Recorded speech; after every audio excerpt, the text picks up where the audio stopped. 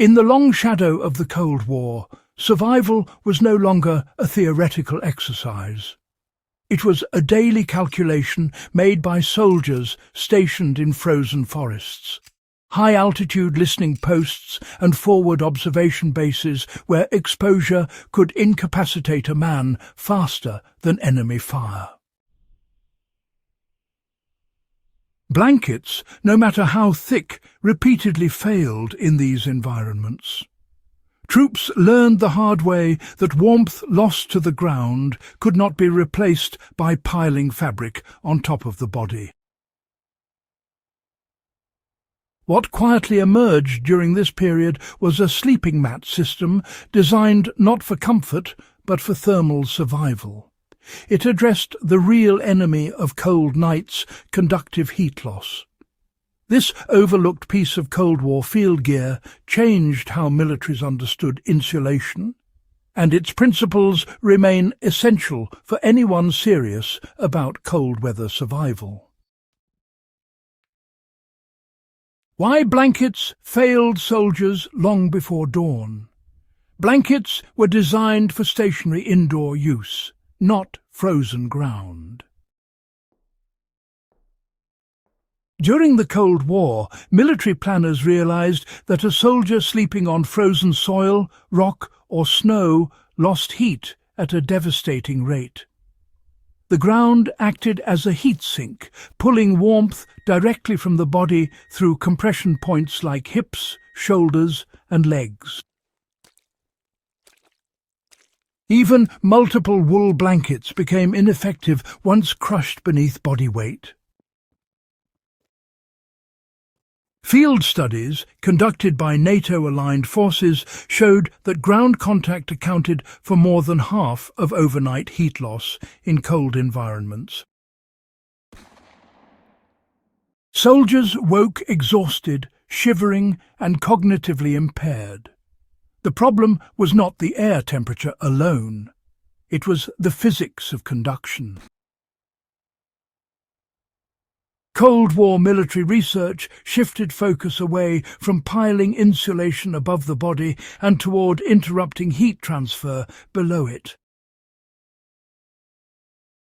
Engineers and medical officers worked together to measure thermal loss through different materials under compression.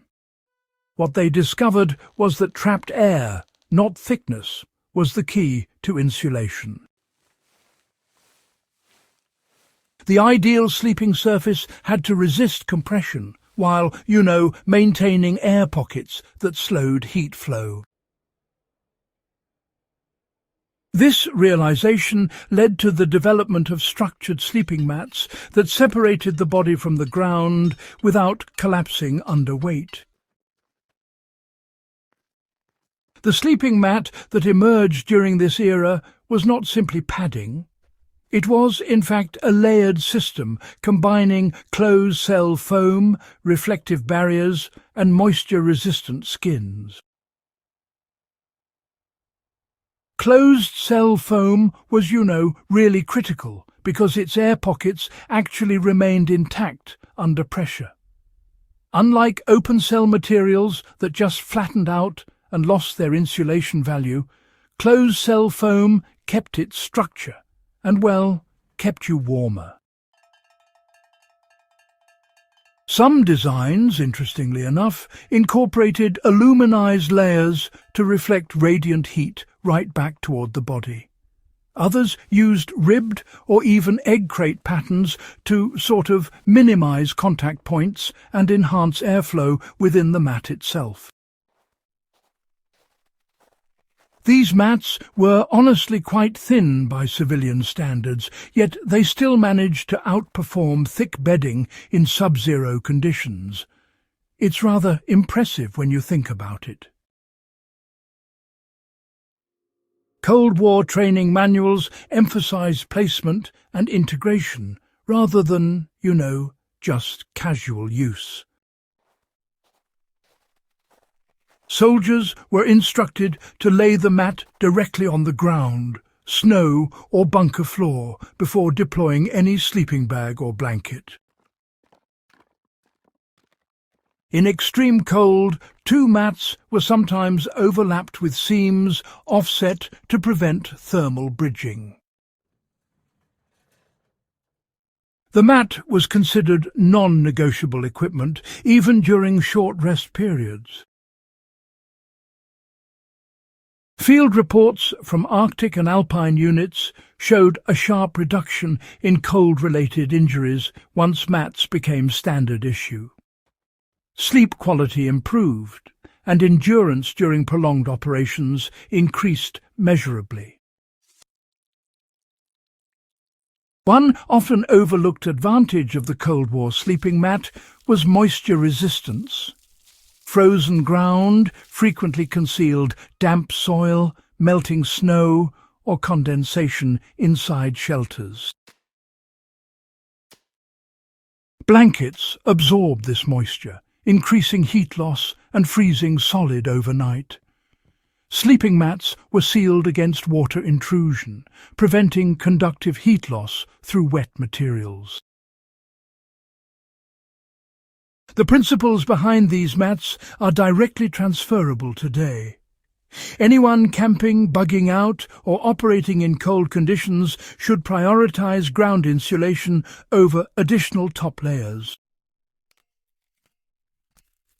A modern closed-cell foam mat, even a simple one, can outperform expensive sleeping bags when properly used. Placing a reflective emergency blanket beneath the mat, not above the body, enhances thermal efficiency by redirecting radiant heat upward. In snow conditions, compressing a base layer of snow first, then laying the mat on top, prevents melting and refreezing beneath the sleeper. Veterans of Cold War deployments consistently reported that the mat mattered more than the sleeping bag. A mediocre bag combined with a proper mat kept soldiers functional. An excellent bag without ground insulation failed completely. The Cold War sleeping mat represents a broader lesson in survival history. Effective solutions often appear unremarkable because they address fundamentals rather than comfort. By understanding how heat moves and where it is lost, militaries solved a problem that blankets never could. This mindset, grounded in physics and field testing, separates effective survival systems from improvised ones.